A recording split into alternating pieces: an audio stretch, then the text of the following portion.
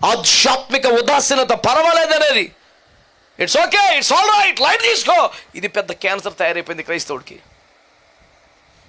రాజ్యపడు, హే ఇలాంటి మాటలు మాట్లాడకూడదే, ఇలాంటి మాటలు వినకూడదే, హే ఇలాంటి దా చుట్టూ చిచ్చి ఆ కసి రోషం ఆరాటం రాకపోతే ఎట్టా?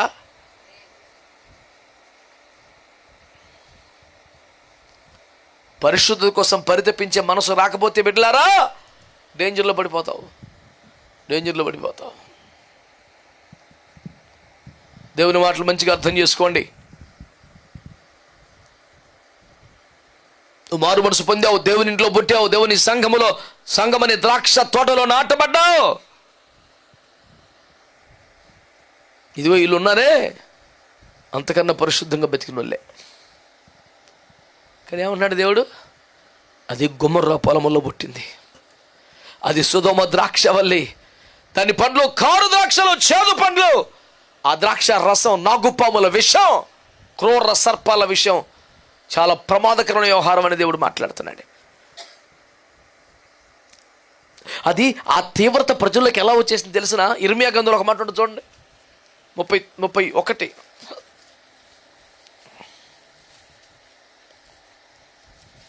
ఇర్మియా 31:29. ఆ దినములలో తండ్రులు ద్రాక్షకాయలు తినగా పిల్లల పళ్ళు పులిసినను మాట వాడుకొనరు. ఆమేన్.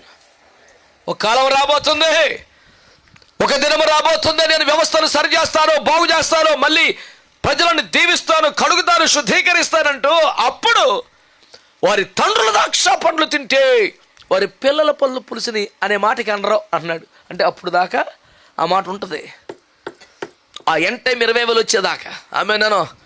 దేవుని జోక్యం చేసుకునేదాకా, దేవుని ఆత్మ ప్రత్యక్షంగా ప్రజల్లో కార్యం చేసేదాకా, దేవుని ఎక్కడి దిగి వచ్చి శుద్ధీకరించేదాకా, మనస్సాక్షులలో కూడా యేసు రక్తం ఒక తీవ్రమైన కార్యము చేసేదాకా ప్రజల్లో ఒక మాట ఉండిపోద్దండి. ఏంటా మాట? చాలా ఈజీగా అందరూ మాట్లాడుకుంటారు. ఏంటా మాట? వారి తండ్రులు ద్రాక్ష పండ్లు తిన్నారు, వారి పిల్లల పళ్ళు పులిసాయి అనే మాట ఉండిందంట ప్రజల్లో. అది లేకుండా చేస్తారని వాగ్దానాన్ని బట్టి దేవునికి స్తోత్రం. కానీ ఆ పరిస్థితి వచ్చిందా లేదా? మరి ఏ తల్లిదండ్రులు ద్రాక్ష పళ్ళు తిన్నది? తప్పు నిర్ణయం తీసుకుంది ఎవరు? నడిపింపు కోల్పోయింది ఎవరు? సహవాసం దూరం అయిపోయింది ఎవరు? పోస్టు దొరికితే సోదోమోలు ఫిక్స్ అయిపోయింది ఎవడు? చెరపట్టబడితే అబ్రహామే వచ్చి యుద్ధం చేసి కాపాడితే కూడా వెనకబడి వెళ్ళకుండా అక్కడే ఉండిపోయింది ఎవడో పనికి మళ్ళీ రైన్ చేసినాడు. పిల్లల ప్రమేయం లేదు, నిర్ణయాలని తల్లిదండ్రులు ఈ పెద్దోళ్ళే. వారి తండ్రులు తిన్నారు ఆ పళ్ళు, కానీ ఎవరి పళ్ళు పులిసిపోయింది అంట? లిటరల్గా జరిగేది కాదది, ఆత్మ సంబంధం అర్థం దేవుడు మాట్లాడుతున్నాడు. అంటే తల్లిదండ్రులు తీసుకున్న నిర్ణయాలకి పిల్లలు దెబ్బతిన్నారు. మీరు మంచి నిర్ణయాలు చేయకపోతే పిల్లల పక్షంగా అడ్డగోలుగా చిన్నప్పటి నుంచి బాగా డెవలప్ చేసి ఒక బలహీన పేరెంటింగ్ ఏంటంటే వాళ్ళ ఇష్టం అండి. నాకు తెలిసి 100% మంది పిల్లలు నర్సరీలోనో ప్రీ స్కూల్లో వేసినప్పుడు నవ్వుతా వెళ్ళే వాళ్ళు 10% మంది ఉంటారు. తల్లిదండ్రుల ఒడిని వదిలిపెట్టి దూరంగా వెళ్ళాలని ఏ పిల్లలు ఇష్టపడతాడు? బతిమాలి ముద్దులెట్టి చాక్లెట్లు ఇచ్చి 2 పీకి తీసుకెళ్ళాలి పెడతారు. ఎన్ని చేయాలని చేస్తారు, అవసరమైతే స్కూల్కి వెళ్ళాల్సిందే. అందులో దశంభాగం చేయరు జీవన సన్ని తీసుకొస్తాకి. రారండి పిల్లలు ఆడుకుంటారండి, వచ్చిన గోలండి, మళ్ళీ మీకు డిస్టర్బెన్స్ అండి. అసలు నన్ను నా సేవను మొత్తం వాడు పిల్లల్ని మానిపించి కాపాడినట్టు చెప్తాడు. కేవలం నీకోసమే తీసుకొస్తా పిల్లల్ని. ఆడెంత త్యాగమూర్తితో పనికి మళ్ళీ నిర్ణయం నువ్వును. వాళ్ళు సన్నిధిలో పెరగొద్దా, బలిపీఠం కాడ బతకొద్దా, పరిచయంలో ఎదగొద్దా, వాక్యపు అనుభవాల్లో పెరగొద్దా, పరిశుద్ధుల సహవాసంలో పెరగొద్దా, పాటలు, ప్రార్థన, ఆరాధన, సన్నిధి, అభిషేకం, ఈ నడిపింపులా కదా పిల్లలు పెరగాల. ఎడమంచుతా వాళ్ళని తీసుకెళ్ళి నువ్వు పంజరంలో పిచ్చుకెళ్ళాక చిన్నపిల్లలు తీసుకెళ్ళి హాస్టల్లో పడేస్తారు. వేసి రక్తం వేసి చేయం వాళ్ళ కిటికీలోంచి ప్రపంచాన్ని చూస్తామే ఇప్పటికి. యాంత్రిక జీవితమే. 97%, 98%, 95% ఇన్ని మార్కులు వచ్చినోడికి, ఇంత చదువు చదివినోడికి వంకాయకి బెండకాయకి తేడా తెలుస్తలేదు. మరి టూ మచ్ ఏంటంటే అంకుల్ మాకు చెప్పలేదు అంకుల్ స్కూల్లో. మార్కులు పిండేత్తమే దరిద్రం తప్ప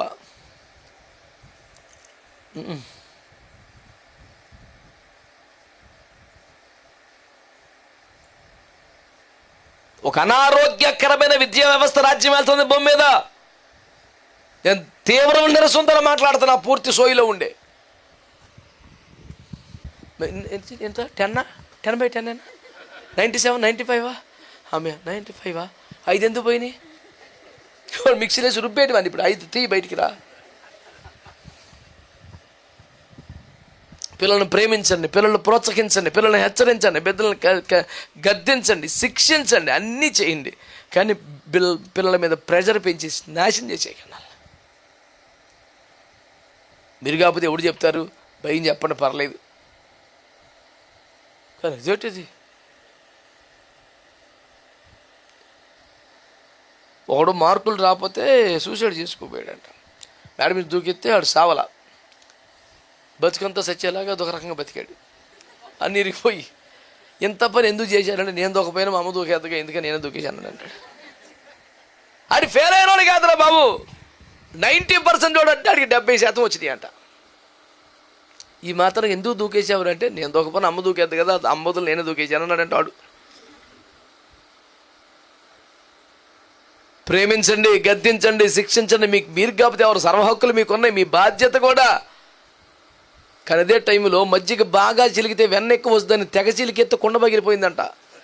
మజ్జిగ పోయింది, వెన్న పోయింది, కొండగా పడుకొని చేతగా చిలుకుడు మండిపోను. పని మాలు ప్రభు స్తోత్రం, హల్లెలూయా. ఏమి లేదు, తెల్లకట్టి 4 లేచి తిట్లు దండకం అందుకోవటం, 5 బెల్ట్ తీసుకుని బాధేత్తమే, 7 బస్సులో కుక్ వేయటమే.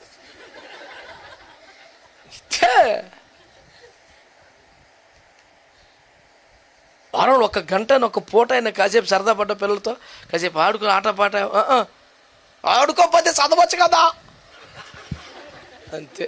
కొట్టి కొట్టి కొట్టి కొట్టి ఆడికి ఒక విధంగా చదువు అంటేనే అసహ్యం వచ్చే పరిస్థితి తెచ్చి, చదువు అంటే ఒక పురుగులు, మమ్మీని చూస్తే ఒక శత్రువు, డాడీని చూస్తే ఒక పోలీసుడిని అరెస్ట్ చేసి జైల్లో పెడతాడు. ఇలాంటి వాతావరణం క్రియేట్ చేసింది. వాళ్ళు ఇల్లు అంటే అసహ్యం వచ్చేసి రోడ్డు మీద బతుకుతున్నాడు. చదివించండి, గద్దించండి, ఖండించండి, కానీ దీనికి మించిన ప్రేమ వాళ్ళకి అర్థం అవ్వాలి. ఇప్పుడు న్యాయశాస్త్రంలో చూడండి, లాయర్ గారు ఉన్నారు, ఎక్కువ మాట్లాడకూడదు, నేను దేవుని స్తోత్రం. ఏమండి, న్యాయశాస్త్రంలో కీలకం ఏంటంటే, బాధితుడికి కోర్టును ఆశ్రయించిన వాడికి న్యాయం జరగాలి కాదు, న్యాయం జరిగినట్టు అనిపించాలి వాడికి. అది కీలకం. ఏమ్మా అవునా కాదా? న్యాయం జరిగింది, నేను చేసింది న్యాయమని జడ్జి గారంటే అవ్వదో, నాకు న్యాయం జరిగింది అడిగారు అనిపించింది. ఇంకో కోర్టుకి వెళ్తాను, ఎందుకు వెళ్తున్నాడు వాడు? కొన్ని దుర్మార్గం వెళ్ళే వాళ్ళు ఉన్నారనుకో, ప్రభు వాళ్ళని క్షమించిన కాక. న్యాయం జరగాలి, న్యాయం జరిగినట్టు ఎందుకు చెప్పానంటే, మీరు పిల్లల్ని ప్రేమిస్తున్నారు, చిత్త కొట్టేది ప్రేమతోనే. ఇల్లుని జైల్లోకి మార్చింది కూడా ప్రేమతోనే. అసలు మానవ సంబంధాలన్నీ కరుమరుగైపోయేలాగా చేసింది, వాళ్ళు పంజరంలో పిచ్చుకులాగా చేసింది ప్రేమతోనే. ఎప్పుడు గూడు బద్దలైపోతే పారిపోదు అన్నట్టుగా తయారు చేసింది కూడా ప్రేమతోనే. అంత తిక్క ప్రేమ కాకుండా కొంచెం పద్ధతిగా. అందరి తల్లిదండ్రులను దేవుడు ఆశీర్వదించును గాక. ఇది ఏట్రా బాబు ఇలాగా? తల్లిదండ్రులు పనికి మళ్ళీ నిర్ణయాలు చేస్తే, తప్పుడు నిర్ణయాలు చేస్తే, ప్రార్థన పూర్వకంగా కాకపోతే, స్వనీతిని బట్టి, జ్ఞానాన్ని బట్టి, తెలివిని బట్టి, ఆడి మాటలు ఈడి మాటలు బట్టి, దేవుని వాక్యాన్ని కాకుండా నువ్వు నిర్ణయాలు తీసుకుంటే భవిష్యత్తులో తగలడిపోతే పిల్లలకని దేవుని వాక్యం చెబుతుంది. వారి తండ్రులు తిన్నారు ద్రాక్ష పళ్ళు, పిల్లల పళ్ళు పొడిచిపోయినాయి చెప్పడం ఉద్దేశం ఏంటి? తల్లిదండ్రులు చేసిన నిర్ణయాలు, వాళ్ళు చేసిన తెలివి తక్కువ. ఏమంటే సంఘం ఎక్కడా, సహవాసం ఎక్కడా, పరిశుద్ధులు ఎక్కడా, దైవజనులు ఎక్కడా, ఆత్మీయులు ఎక్కడా? నువ్వు ఏ వాట్సాప్ గ్రూప్లో చేరావు? నువ్వు 10th క్లాస్ బ్యాచ్ అంట, ఏం చేసుకుంటాకరా? వాళ్ళందరూ పెళ్ళిళ్ళు అయిపోయిన పిల్లలు శుభ్రం అవుతున్నారు. ఆ రోజుల్లో నువ్వు పెట్టుకుని నిక్కినేమితో ఇన్ని పిలిచావు, వాళ్ళు భర్త పట్టుకుని తుక్కుని కొట్టాడు. ఇన్నాడట్ట పిలిచాడంటే నీకు ఎంత క్లోజ్, అసలు క్లోజప్ వాడప్పుడు అట్టకి పిలిచేవాడు. వాడికి అదే గుర్తుంది. నాగ వెంకట వీర వరలక్ష్మి సత్యప్రభాత్ ఆడికి తెలియదు అదంతా. ఆడికప్పుడు పిలిచిన పేరే గుర్తుంది. ఆడికి ఆకేశాడు, కొంపలో సిచ్చు, సర్వనాశనం. నీకు ఎందుకురా ఈ గ్రూపులు? నేను కూడా అంత క్లోజ్గా సనువుగా పిలవలేదు. నువ్వు అట్లా ఆడు పిలిచాడంటే అసలు మీ ఇద్దరి మధ్యలో ఫ్రెండ్షిప్ పాడా లేదు లేదు, ఆడు చాలా తేడాగా పిలిచాడు. నిజానికి అడిగి తెలిసింది ఆ పేరు ఒకటే. స్కూల్ మొత్తం అట్టాగే పిలిచేవారు. అయిపోయింది నాశనం. ఇప్పుడు రిపేర్ చేస్తా కూడా కుదురుతలేదురా, మీకు దండం పెడతాను. పరికిమాల గ్రూపులన్నీ ప్రతి పిల్లలు చెప్తున్నాను నేను, అందులో ఇందులో చేరబాకమ్మ నీకు దండం పెడతానని. ఇడికైనా ఎవరికైనా అదే సూత్రం. కథమ నాస్తి వదిలేయి, కొత్త జీవితం పంపించాడు, కుదురుగా బతుకు. నేనైతే ప్రతి పిల్లలు పెళ్లి కూతురు చెబుతామ్మా, నీ సెల్ ఫోన్ మర్చిపోమ్మ, కొత్త ఫోన్ కొనిస్తాడు మీ వాడు, కొత్త సిమ్ వేసుకో, అమ్మ నాన్న నెంబర్ తప్ప ఇంక 100 నెంబర్లు ఎట్టుకోబాకమ్మ. కొంతమంది తెగర మొక్కలు ఉంటారు, వీళ్ళ అమ్మ ఎవరి నెంబర్ సేవ్ చేసుకోరు, వీళ్ళ నెంబర్ ఎవరైనా సేవ్ చేసుకోవచ్చు. మరి ఇంకెందుకు? ఇప్పుడు కరోనా పర్వాలప్పుడు డాక్టర్ మాకు గడ్డెట్టాడు, సార్ మీరు బయట తిరగకండి, ఎక్కడికి వెళ్ళకండి, జాగ్రత్త పనులు అన్నారు. అలాగే అన్నాను. ఒకసారి డాక్టర్ ఇంటికి వచ్చేప్పటికి 20 మంది ఉన్నారు ఇంట్లో. నువ్వు బయటికి వెళ్తే ఏంటి, వాళ్ళు లోపలికి వస్తే ఏముంది, ఇక పొరపని చేస్తుందా? అయ్యో వాళ్ళు ఏదో బాధలు బాగోలేకున్నప్పుడే రాకూడదురా బాబు, నీకు అర్థమవుతుంది కలపడిపోయాడు డాక్టర్. నువ్వు బయటికి వెళ్తే అంటించుకొని తింటే వాళ్ళు తిరిగి వాళ్ళ లోపలికి వస్తే సేమ్ ఒకటే కదా కూటం. అంటే వాళ్ళు దైవజనుడా అని వచ్చినప్పుడు మనం కాదనలేం కదా. అంటే మరి కరోనా కూడా కాదనకూడదు ఇక రాని. ఆడు దేశం అంతా తిరిగి తగిలించుకొస్తున్నాడు ఎక్కడో పురుగు. ఎవడు తగ్గుతున్నాడో, ఎవడు తుమ్ముతున్నాడో, వీడు యాడ్ చేయి పెడుతున్నాడో, ఆ నమ్మకం తీసుకొచ్చి మనకి సేకండి ఇస్తున్నాడు, ఏసు రక్తం ఏం చెయ్యి. దేవుడే కాపాడాడు నాయనో.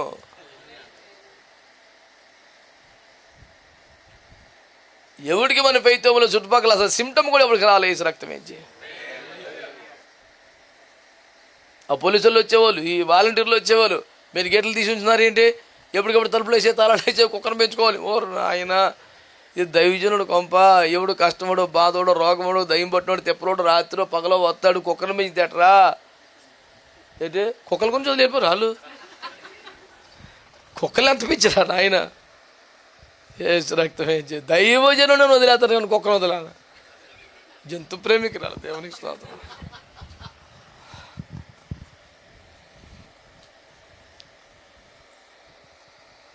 నీ నిర్ణయం ఏంటి, నీ తెలివేంటి, నీ ఎవరు ఏంటి, నీ గొడవ ఏంటి? దేవుని వాక్యం ఎంత కఠినంగా మాట్లాడుతుంది. ఎప్పుడో ఇర్మియా కాలంలో ఈ మాట మాట్లాడుతున్నారంటే చూడండి. వారి తండ్రులు ద్రాక్ష పళ్ళు తిన్నారు, పిల్లల పళ్ళు పులిసిపోయినాయి, ఇక నుంచి అలాంటి మాట రాకుండా చేస్తానులే. అప్పుడు దాకా ఇన్ని వేల సంవత్సరాలు ఆ దరిద్రం కొనసాగిందంటే మీరు ఆలోచించండి, సమాజం మీద ఎంత దుష్ఫలితం ఉంది. మళ్ళీ చెప్తున్నా, తప్పుడు నిర్ణయాలు తీసుకుంటే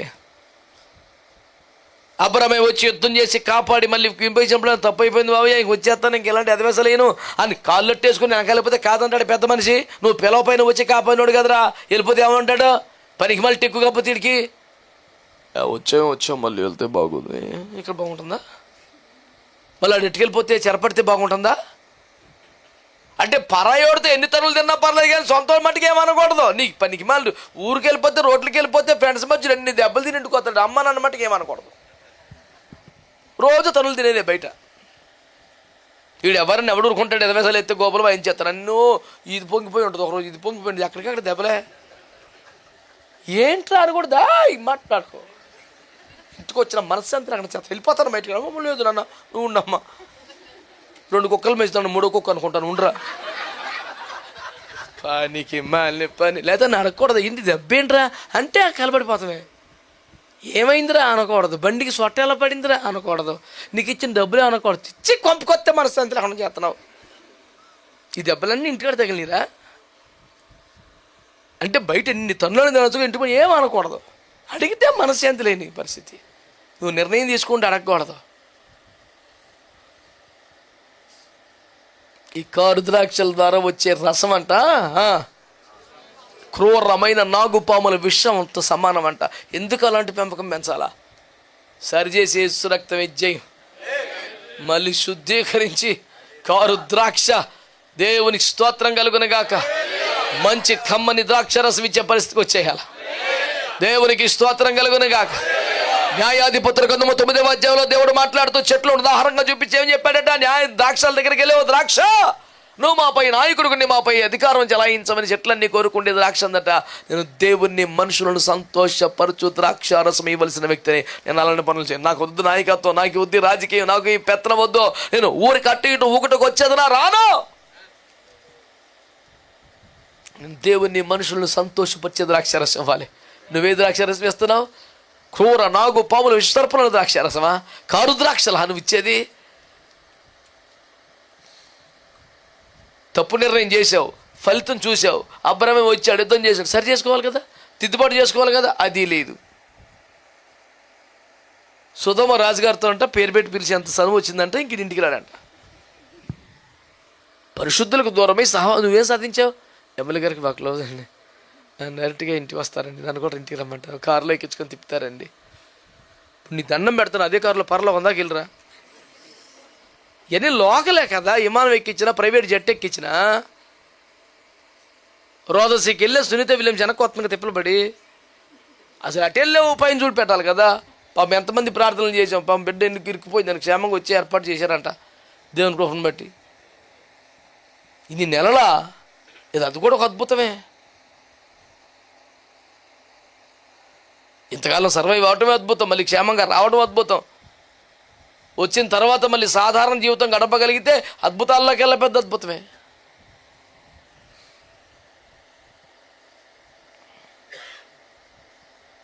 కనుక ఇందు మూలంగా నేను చేసే మనమే మంచి నిర్ణయాలు తీసుకోండి. తల్లిదండ్రులు మంచి సహవాసాలు కలిగి ఉండండి. ఇప్పటికే గతిమాలిన పనులు ఏమైనా పనికిమాలిన నిర్ణయం తీసుకొని సాగు దెబ్బ తగిలితే ఇప్పటికైనా దిద్దుబాటు చేసుకొని మొండిగా అలా కంటిన్యూ చేయకుండా వెనక్కి వచ్చేసి కుదురుకుండండి. మీరు బాగుంటారు, మీ పిల్లలు బాగుంటారు. మంచి ద్రాక్షలు, దేవునికి మనుషులకి సంతోషం కలిగించే ద్రాక్షరసం ఇచ్చగలిగే చక్కని తోటలాగా చెట్లా బతుకుతారు. ఈ కృప మీ అందరికి ఉండాలని కోరుకుంటున్న మాటలు ముగిస్తున్నా. దేవుడు మిమ్మల్ని దీవించునుగాక.